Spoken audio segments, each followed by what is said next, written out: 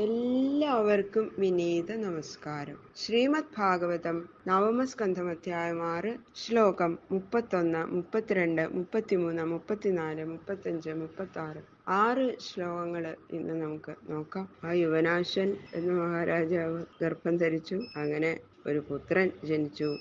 Caesarean പോലെ. അദ്ദേഹം വളരെ മഹാത്മാവായിരുന്നു. ആ പുത്രൻ വലുതായപ്പോ ചക്രവർത്തിയായിട്ട് ഭവിച്ചു. ആശ്ചര്യം എന്ന് പറഞ്ഞത് കഴിഞ്ഞ ശ്ലോകത്തില്. ശുക്ലാംബരധരം വിഷ്ണു ശശിവർണം ചതുർഭുജം പ്രസന്നവദനം ധ്യായേ സർവവിഘ്നോപശാന്തയേ ഗുരവേ സർവലോകാനാം ഭിഷജേ ഭവരോഗിണാം നിധയേ സർവവിദ്യാനാം ദക്ഷിണാമൂർത്തയേ നമഃ. കഥാമയും ഭാഗവതാഭിധാനാം ഹരേ തനും ദേ ചരിതൈ ത്വദീയൈ യഥാമതി ത്വൽപരിതോഷകാമസ്തൗമി പ്രസീദാച്യുത മാരുതേശ. ഗംഗണപതയേ നമഃ. സംസരസ്വത്യൈ നമഃ. ഗുരുഭ്യോ നമഃ. ശ്ലോകം 31. ഓം നമോ ഭഗവതേ വാസുദേവായ. ഓം നമോ ഭഗവതേ വാസുദേവായ. ഓം നമോ ഭഗവതേ വാസുദേവായ.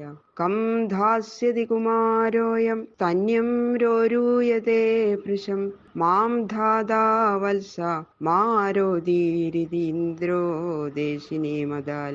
അയം കുമാര, ഈ കുമാരൻ, ഭൃശം സ്തന്യം രോരൂയത്തെ, സ്തന്യത്തെ ഉദ്ദേശിച്ച് ഏറ്റവും കരയുന്നു. കം ധാസ്യതി, ആരെ പാനം ചെയ്യും? മാം ധാത, എന്നെ പാനം ചെയ്യും. ഇതി ഇന്ദ്ര, എന്ന് പറഞ്ഞ ഇന്ദ്രൻ ദേശിനിയും, ദേശിനിയെ അതാത് ദാനം ചെയ്തു.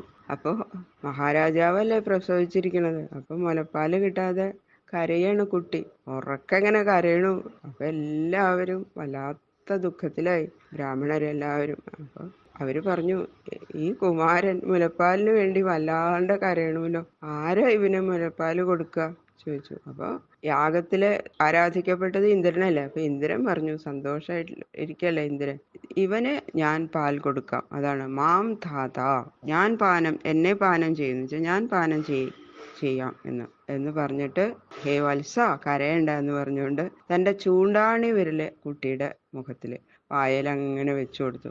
അത് ഇമ്പി കൊണ്ടിരുന്നു ആ പാവം. അങ്ങനെ കരച്ചിൽ നിന്നു. അങ്ങനെ ഇന്ദ്രൻ മാം ധാത എന്ന് പറഞ്ഞ് ചൂണ്ടാണി വിരല് വായൽ വെച്ചു കൊടുത്തതുകൊണ്ട് ആ രാജകുമാരന് മാം ധാതാവ് എന്ന് പേരുണ്ടായി. നമമാര പിതാതസ്യ വിപ്രദേവ പ്രസാദത യുവനാശോധ തത്രൈവ തപസാ സിദ്ധിം അന്വകാൽ. വിപ്രദേവ പ്രസാദത, വിപ്രന്മാരുടെയും ദേവന്മാരുടെയും പ്രസാദം ഹേതുവായിട്ട് തസ്യ പിത, അദ്ദേഹത്തിന്റെ പിതാവ്, നമമാര മരിച്ചില്ല. അഥാ യുവനാശ്വ, അനന്തരം യുവനാശ്വൻ, തത്ര ഏവ അവിടെ തന്നെ, തപസ്സുകൊണ്ട് സിദ്ധിം അന്വകാൽ, സിദ്ധിയെ അനുഗമിച്ചു. അപ്പം കുക്ഷി പിളർന്നിട്ടല്ലേ മാന്ധാതാവ് ഉണ്ടായത്. അങ്ങനെയാണ് കുട്ടി പുറത്തേക്ക് വന്നതെങ്കിലും ആ ബ്രാഹ്മണരുടെയും ദേവന്മാരുടെയും ഒക്കെ അനുഗ്രഹം കൊണ്ട് അദ്ദേഹം മരിച്ചില്ല. അങ്ങനെ കാട്ടിൽ തന്നെ താമസിച്ച് തപസ് ചെയ്ത് കാലം കൊണ്ട് മുക്തനായി തീർന്നു എന്ന് പറഞ്ഞു. യുവനാശൻ അങ്ങനെ മുക്തി നേടി. ത്രസദ്ദസ്യുരിതി ഇന്ദ്രോംഗ വിദധേ നാമ തസ്യ വൈ യസ്മാൽ ത്രസന്ധിഹ്യുദ്വിഗ്ന ദസ്യവോ രാവണാദയ. അംഗ, ഹേ പൂജ്യ, യസ്മാൽ യാതൊരുവനിൽ നിന്ന്, ഉദ്വിഗ്നാഹ കമ്പിതന്മാരായ, രാവണാദയ ദസ്യവ രാവണനാദിയായ ശത്രുക്കൾ, ത്രസന്തി ഭയപ്പെടുന്നുവോ, തസ്യ അദ്ദേഹത്തിന്, ത്രസദ്ദസ്യു ഇതി നാമം, ത്രസദ്ദസ്യു എന്ന നാമം, ഇന്ദ്ര വിദധേ ഇന്ദ്രൻ നിശ്ചയിച്ചു. അപ്പോൾ ഇന്ദ്രൻ വേറൊരു പേരാണ് പറഞ്ഞത്. ആ രാജകുമാരന് എല്ലാവരും മാന്ധാതാവ് എന്ന് വിളിച്ചു. പക്ഷെ ഇന്ദ്രൻ ത്രസദ്ദസ്യു എന്നാണ് ആ കുട്ടിക്ക് നാമകരണം ചെയ്തത്. അതിന് കാരണം എന്താ വെച്ചാൽ, ആ രാജകുമാരൻ ചക്രവർത്തിയായിട്ട് രാജ്യം പരിപാലിക്കുമ്പോൾ ലോകത്തിനെ മുഴുവൻ ഉപദ്രവകാരികളായ രാവണൻ മുതലായ ദുഷ്ടന്മാര് ഇവനിൽ നിന്ന് ഭയപ്പെടും. ഇന്ദ്രന് അത് മനസ്സിലായി. വരാൻ പോണ സംഗതി ഇന്ദ്രൻ മുൻകൂട്ടി അറിഞ്ഞു. എല്ലാവരെയും പേടിപ്പിക്കും, അവർക്കൊക്കെ ഭയം ഉണ്ടാവുന്നു ഈ കുമാരനിൽ നിന്ന്. അതുകൊണ്ട് ത്രസദ്ദസ്യു എന്ന് പേരിട്ടു. യൗവനാശോധമാന്ധാത ചക്രവർത്യവിനീം പ്രഭു സപ്തദ്വീപവതീം ഏകശാസാച്യുത തേജസ. യൗവനാശ്വ, യുവനാശുപുത്രനും അച്യുത തേജസ അച്യുതന്റെ തേജസ് നിമിത്തം പ്രഭു എല്ലാറ്റിനും പ്രാപ്തനും ചക്രവർത്തി സാർവഭൗമനുമായ മാന്ധാതാവ് ഏകനായിട്ട് സപ്തദ്വീപതിയും അവനും 7 ദീപങ്ങൾ അടങ്ങിയ ഭൂമിയെ ശശാസ ശാസിച്ചു. അത്ര മാഹാത്മ്യം ഉണ്ടായിരുന്നു ഈ മാന്ധാതാവ് ചക്രവർത്തിക്ക്. വീരശൂര പരാക്രമി. അങ്ങനെ എന്താ വെച്ചാൽ ഭഗവാന്റെ തേജസ്സാണ് അദ്ദേഹത്തിനുണ്ട്. പിന്നെ എല്ലാവരുടെയും അനുഗ്രഹം. അതുകൊണ്ട് സർവത്തിനും സമർത്ഥനായിട്ടുള്ള സർവഭൂമിക്ക് അധിപനുമായ മാന്ധാതാവ്. 7 ദീപങ്ങളടങ്ങിയ ഭൂമിയാണ് ഒറ്റയ്ക്ക് അദ്ദേഹം. ആ ജംബു തുടങ്ങിയിട്ടുള്ള 7 ദീപങ്ങൾ അടങ്ങിയ ഭൂമിയെ മുഴുവൻ ഒറ്റയ്ക്ക് ഒരു പ്രയാസമില്ലാതെ അദ്ദേഹം വളരെ നന്നായിട്ട് തന്നെ ഭരിച്ചു എന്നാണ് പറഞ്ഞത്. പരിപാലിച്ചു. ആ ഭൂമിയെ നന്നായിട്ട് പരിപാലിച്ചു, വേണ്ട പോലെ.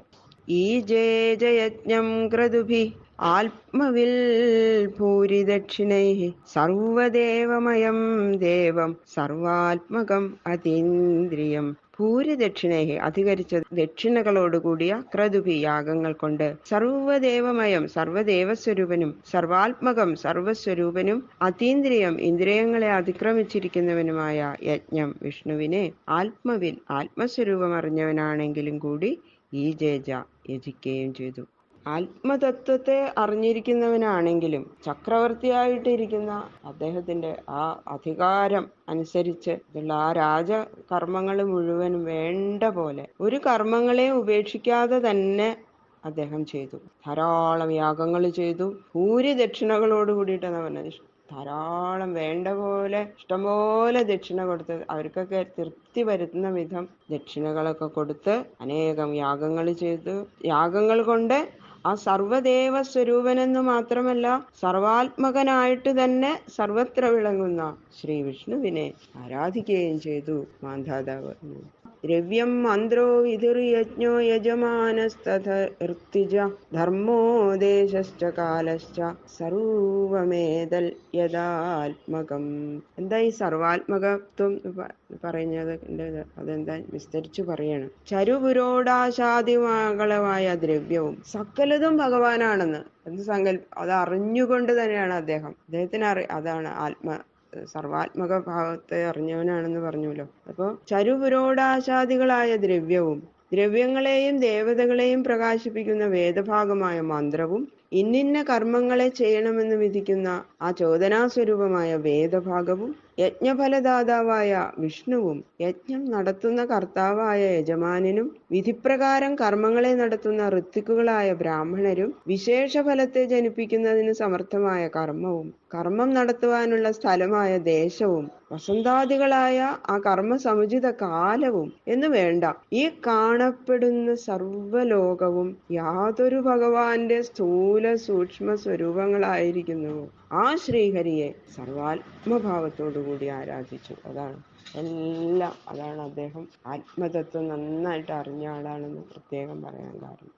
തൻ്റെ രാജാധികാരം ഉപയോഗിച്ച് വേണ്ട വിധത്തിൽ രാജ്യപരിപാലനവും കൂടി ചെയ്തു എന്നാണ്. അതാണ് അദ്ദേഹത്തിന്റെ മാഹാത്മ്യം.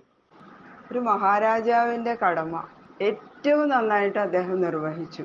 പ്രജകളുടെ ക്ഷേമം മാത്രം മുൻനിർത്തി പ്രജാക്ഷേമ തൽപരനായിരുന്ന ഒരു മഹാരാജാവായിരുന്നു അദ്ദേഹം. എന്നാലോ എല്ലാം ഈശ്വരനെ സർവേശ്വരനായ ഭഗവാനെ സമർപ്പിച്ചുകൊണ്ട് അദ്ദേഹം ചെയ്തു. പൂവിലും പുഴുവിലും തൂണിലും തുരുമ്പിലും സർവം ഈ ലോകം മുഴുവൻ നിറഞ്ഞിരിക്കുന്നത് ആ ഭഗവാനാണ് എന്ന് അറിഞ്ഞുകൊണ്ട് തന്നെ അതാണ് അദ്ദേഹത്തിന്റെ സർവാത്മക ഭാവം എന്ന് പറയുന്നത്. അത്രയും മഹാത്മ്യമുള്ള മഹാരാജാവായിരുന്നു അദ്ദേഹം എന്ന് പറഞ്ഞു. ബാക്കിയുള്ള ശ്ലോകങ്ങൾ നാളെ നോക്കാം.